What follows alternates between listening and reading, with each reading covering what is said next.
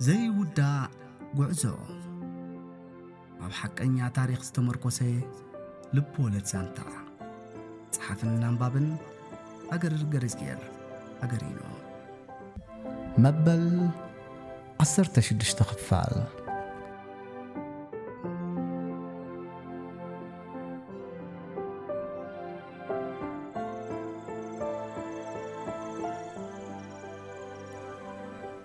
ዝናተይሲ ምስ ምንታይ ይቁፅር ነፍሰይ ድየ ፈትየ ዋላ ስንታይ እናበልኩ ርእሰይ ክትኮስ ክሳብ ዝደሊ ሓሳባት ኣውረድኩን ኣደየብኩን ኣይጸናሓኩን ግዲ ናይቲ እምብዛ ዝጭንቁን ዝሓስቦን ዝነበርኩን እዩ ዝኸውን ርእሰይ ኣብ ክልተ ክትምቀል ደልየት እንታይ ይበሃል ደቀይ ሕጂስ ናይ ርእሲ ኸኒና ኣበይ ዝርከቡ ሃይለ ርእሰይ እምበር ክትፍንቀል ደልያ ኮንደኾን ከኒና ሃልወካ ኸውን በልክዎሞ ኦይ እንታይ ከኒኑ እታ ይትረፍ ደብዚ ወላ ብሓደ ከለኹ ካብቶም ከኒና ዘይፈትዩ እየ ምስ በለኒ ኣድጊ ዶ ሓመም እዩ ኣነ ገድድ ንዓኻ ዝሓትት ንስኻ ደኣ መንደፍ ከማን ኣይቀትለካን እዩ እናሰሓቕኩ በልክዎም ገለ ካብቲ ጭንቀት ቁርብ እንተረሓቕና ኢለ ተኣምን እግዚኣብሔር ይመስገን ኣይሓመምኩን እኳ እንተዘይበልኩ ብርቱዕ ሕማም ኣለካ እንዶ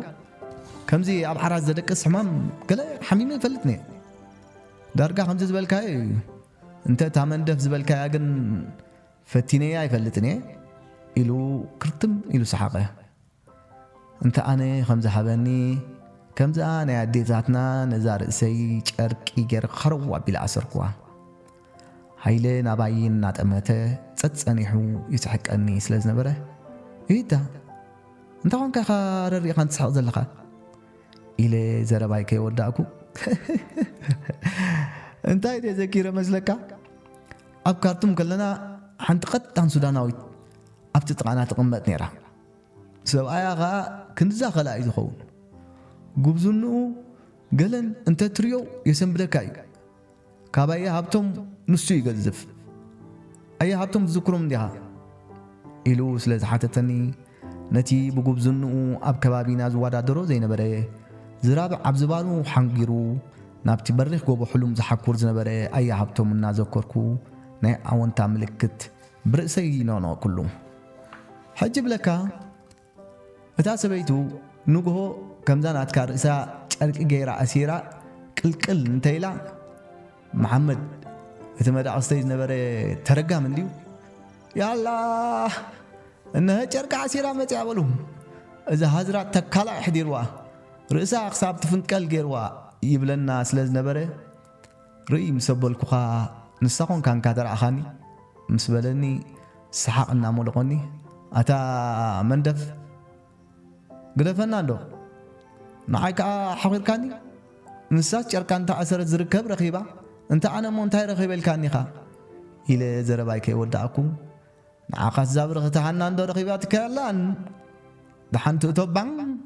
መትሓዚ ሲኢድናልካ ዝነበርና ወዲ ጻጥ ኣቢላትካ ምስ በለኒ ግደፈና እስከበጃ ሃይልናካ ኢለ ዝባነይ ሂበዮ ግምስስ በልኩ ሃና ኣብ ቅድመይ እናሻዕ እናተመላለሰት ፍሽኽ ትብለኒ ዘላ ይመስለኒ እሞ ወይ ሓፍተይ ንራኸብ ዶ ንኸውን ክንራኸብ ኢና ንመን ኢልዎ ወይ ሓና ሽኮር እናበልኩ ብሓሳብ ዕዝር ይብል ኤውሮጳ ኣቲና ተራኺብና ናይ ልብና ኩሉ ምስዕለልና ጥዑም ፍቕሪ መስሪትና ሓዳር ጌርና ቆልዑ ወሊድና ኮታስ ጥጥዑሙ ሕልም የብሎ ብፍላይ እተን ብክልተ መዓጓጉርታ ንብዓት ወረር እናበለ ሓፍተይ ኣይትበለኒ ከምኡ እናበልካ ኢኻ ኣብዘ ሓሰብክዎ የእቲኻኒ ዘለኻ ዝበለትን ዘረባ እናሸዓ ብእሙረይ እናተመላለሰ ረበሸኒ ወይ ኣነ ብሃም ሽዑስ እንታይ ኮይኑ ይፈፂሙ ዘይትረዳእኒ ሸዓብ ውዒታ ተኪሰላ ነይረ እንተዝኸውን ካልእ እትረፍ ውሽጠይ ምረገአለይ ነይሮም ንራኸብ ኣይንራኸብ ናተይ ዝብላ ኣላትኒ ኢለ ርግእ እምበልኩ ክላ ትሚለ ያነ እናበልኩ ምስ ውሽጠይ ይማጎት ማዕረ ናይ ሃና እኳ እንተዘይኮነ ናይ ፅርሓ ሓፍተይ እውን رؤسو زخاله ጭንቀት ይነሩ እታ ናብታ ዓርከይለ ዝኸድ ኩላ ምሸት ደብዳቤ ምስ ረኸበቶ እንታይ ኢላ ኾን ትኾን ከመይ ተሰሚዕዋ ኸውን ብስምባደ ሓሚማ ዶ ገለ እናበልኩ ጭንቕ ይብል እሞ ፀኒሐ ምዃንሲ ቀደሙ እውን ቀቢፆምን እዮም ብዓብዪ ከዓ ንዓ ናይ ስምዖን ነገር ክኢላ ውሽጣ ጌራቶ ዘላ ንዓይ እውን ከምኡ ክትክእለ እያ እምበር ኣበይ ከኽትኣቱ ኢለ ነፍሰይ የልተዓዓስ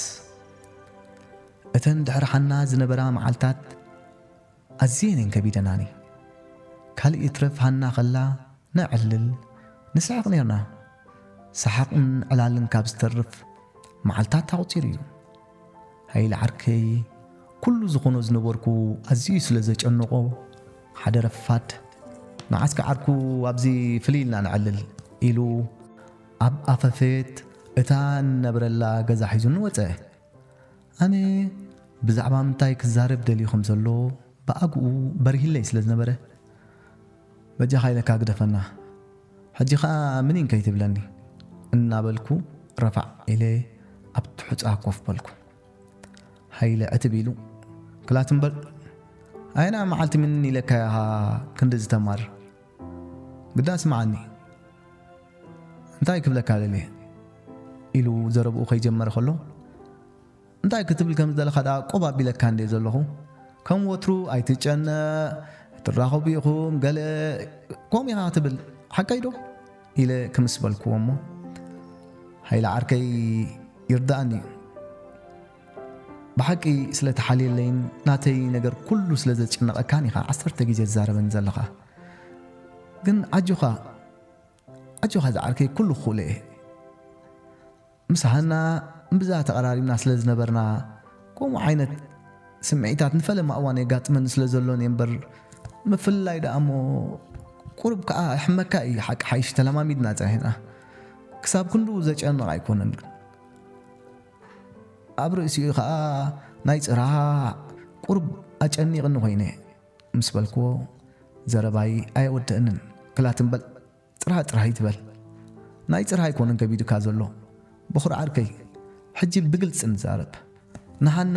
ኣፍቂርካያ ኢኻ ፍቕሪ ሒዝካ ኣሎ ወላ እኳ ኣነ ቅድሚ ሕጂ ከምኡ ተመክሮታት ኣይሃልወኒ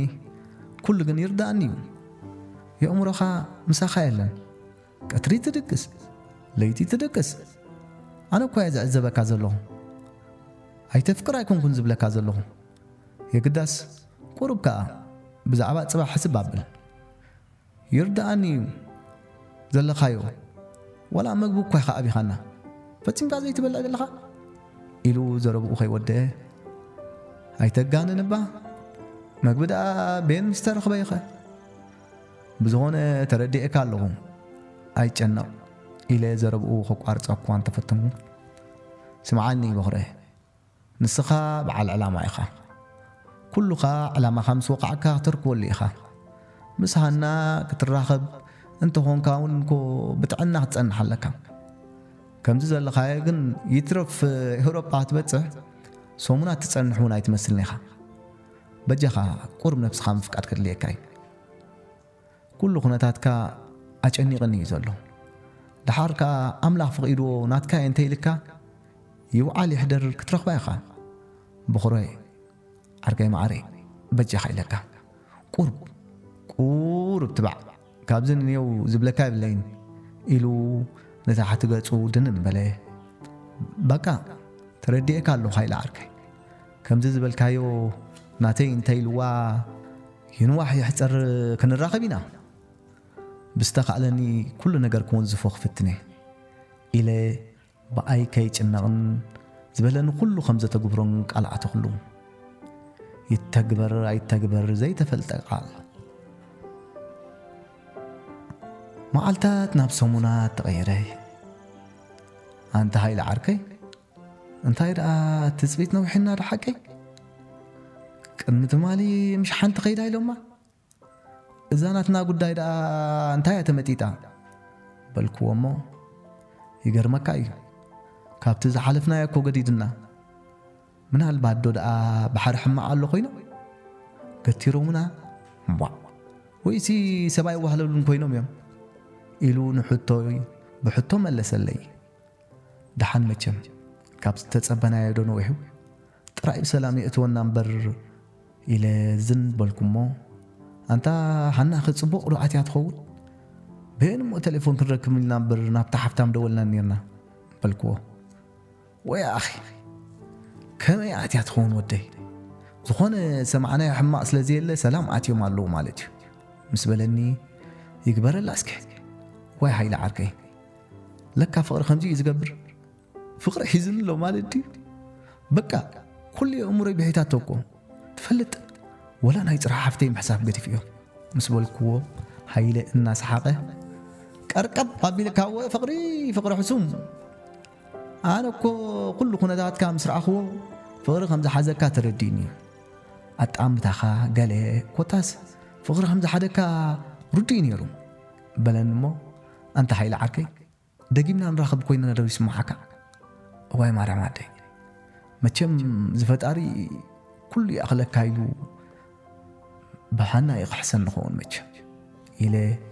ብዛዕባ ሓና ምሕሳብ ጀመርኩ ኩሉ ተዛዚሙ ኣይወ ምስ ሓና ተሓቋቒፍና ዘሕለፍናዮ መከራ ከነዕልለሉ ጋሕዲ ኮይኑ ይረአየኒ ትጽቢት ነዊሕና ዳርጋ ናብ ተስፋ ምቑራጽ ኣተና ኣንታ ሃይለ እምበር ከመጨረሽቱ ክወስዱና ድዮም ሎሚ ሳ ጠራጢሮምና ኮ በልክዎ ከይተረዳእና ናብ ወርሕን ክልተ ቀንን ኣቢልና ምስ ገበርና ክሳብ ሕጂ ኣንታ ሎምስ ኣነ እውን ክጠራጥር ጀሚረ ክንዲ ዝንጸንሕ እኮ ዘይመስለኒ ነይሩ በላ ሃይለ ዓርከይ እናጉረምረመ ግን እታ እንኮ ዘላትና ኣማራጺ ብተስፋ ምጽባይ ጥራይ ስለ ዝነበረት ኣብ ነብሎ ይብልናን ለይትን መዓልትን እናቖጸርና ምጥማት መዓልታት ናብ ሰሙናት ናብ ኣዋርሕ ተመርቀፈ ንሕና ድማ ብተስፋ ዓቕሊ ጽበትን ተወጢርና ጸሎትናን እህታናን ጥራይ ኮንና ምዕራፍ 18 ከባቢ ሰዓት 7 ምሽት ኣቢሉ ነይሩ ሃንደበት ክልተ ፒክኣፕ መኻይን ተመራሪሐን መጻ እሞ እቶም ሊብያውያን ውርድ ኢሎም ያላ ተበገስ ድምፂ ዋዕዋዕ ከይበልኩን ኣብዘን መኻይን ተሰቐሉ በሉና ካላስ መዓልቲ ኣኺላ ኢልና ምስ ሃይለ ዓርከይ ተጨባበጥና ውሽጠይ ኩሉ ነገራት ተሓዋወሰኒ ፍርሂ ሓጎስ ተስፋ ሞት ኮታስ በቲ ተሓጒሰ በቲ ፈሪሄ እዚ ክብሎ ዘይክእል ዝተዋጃበረ ስምዒታት ኣነ እታ ዝርከባ ክርታት ያሳንጣይ ኣብዛ ዝባነይ ገይረ ሃይለ ድማ ሓንቲ ሓመዳዊት ሕብሪ ዘለዋ ንእሽተይ ቦርሳ ሒዙ ኣብ ዝባንታ ዳሕረወይቲ መኪና ተሰቐልና እታ ኣብ ዝባነይ ገይረያ ዝነበርኩ ቦርሳይ ምጥዓም ስለ ዝዓበየትኒ ኣብ እግረያ እምበርክዋ እሞ ምስቶም ከማባጊዕ ተጸቓቒጥና ዝነበርና ሰባት ተጠማመትና ሃይለ እውን ካብ ጎነይ ስለ ዘይረሓቐ ኣጆና እግዚኣብሔር ምሳና ይኹን ኢሉ ኣማዕተበ ኣነ እውን ኣሜን ኢለ ኣማዕተብኩ እሞ መኻይን ተንሲእን ተመራሪሖም ጉዕዞኦም ስለ ዝጀመረ ከይንወድቕ ከረዋ ኣቢልና ናብቲ ስፖንዳ መኪና ሓዝና ኣካይዶኦም ጠገለ ይብሉን ድሓር ከዓ ወላ የጓንፈና እምበር በቲ እንሰምዖ ዝነበርና ዕላላት ከም ገለ ብፍጥነት እናተጓዓዙ ከለዉ ሰብ እንተስተታኺሱ